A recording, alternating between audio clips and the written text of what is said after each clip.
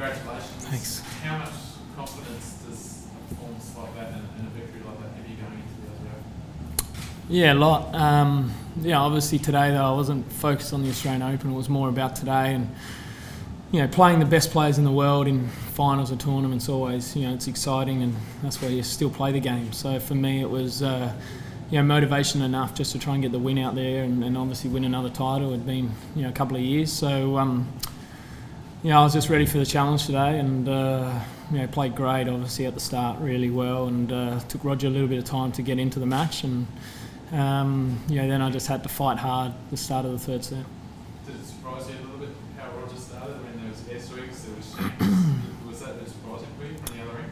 It was a little bit. I'm not sure if he was totally set sort of on his game plan and what he was trying to do at the time, because I was sort of rushing him a little bit as well. And for the first set, I was seeing the ball like a football. It didn't really matter where he served. I was on it. I felt great out there. And as the match went on, I think from yesterday, I started getting a little bit more sluggish as the match went on, just after obviously backing up from yesterday. And Roger obviously picked up his game and cut out a lot more of those cheaper errors, and then he started serving a lot better, towards the end of the second set and especially the start of the third set. So. When he is misfiring on that, what do you do to try to keep him misfiring?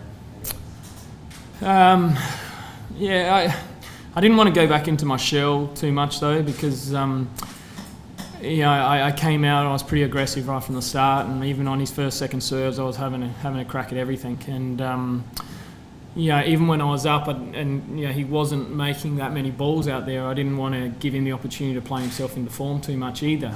So it was a catch-22 for me, because I could go after it a bit, but then also make a few errors. But if I just try and rally and keep the ball in play, then he's obviously going to step around, and sooner or later he's going to use that lethal forehand. So it was sort of a tough situation to be in, because I did win the first set so comfortably. First title in a while and big Roger Federer. What's it do for you, mindset with a Grand Slam around the corner? It's good. It's obviously all positive. The pleasing thing's how I've backed up. Obviously had my first match on the Tuesday night, and then after that had one day off, and then had to play 4 matches in a row since then. And at my age, and to come through and do that is, the last 2 wins have been pretty, big quality players as well. Like, sort of half joked out that your practice sessions even might have helped a bit. Did you actually get any sort of benefit from that, feel for his game that sort of helped you today? Not really. We've practiced a lot over the last probably 2 years now, year and a half, 2 years. We've practiced on grass, we've practiced at the US Open, on Shanghai, a lot of different places, Aussie Open. So, a little bit we both know what we're going to get from each other for the main part. It's only probably little things here and there, but once you're on the practice court, you're sort of working on small things as well. It's not always exactly how you're going to play on the match court. How much does winning a title, after the last few years, how much does coming back and winning a title actually sort of mean to you? You seem pretty emotional talking about it after the match. Yeah, it means a lot. With the calibre of players here as well in this tournament, it's look at the start of the week, and it's not an easy tournament to win. And I wasn't one of the top 4 seeds, so I had to win all 5 matches to get through. Whereas obviously Roger only had to play 4 matches to win it here. So they're the pleasing parts, and massive positives to take out of it. And what would be a good Australian Open for you? How do you sort of set the bar for yourself moving forward? A lot depends on draws and how I play, but I'm not looking at what round or whatever. I go out there, I'll compete exactly the same as I've competed here this week, and if I play like I did this week, then I have a chance of doing some damage against serious players. The win today, also I'm pretty certain will lift you above Bernie. Obviously he's got Sydney. How much does a number 1 Aussie ranking still mean for you to be the number 1 Australian player?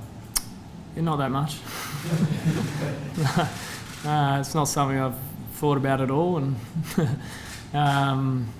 it may just, the only thing that it does any difference is who we may have to play in Davis Cup tie, because the number 1 plays the number 2 on day 1. For me, that's the only difference. Maybe what was more satisfying, winning a title in Australia at 16 or 32? It's a good question. I don't know. Yeah, I don't know. Obviously, that's where it all started for me at 16. I was in my hometown. It was, it's hard to beat that. But then, winning here in a new tournament that, it's only the second time I've been up here as well. And, I've won nearly every tournament there is to win in Australia. So, to beat possibly the greatest player, in the final means, it means a lot. So it's very hard to split them. Can you describe how satisfying it is to, at this stage of your career, still play matches against, Del Potro, Wawrinka, and, now Federer and beat them? Yeah, it's.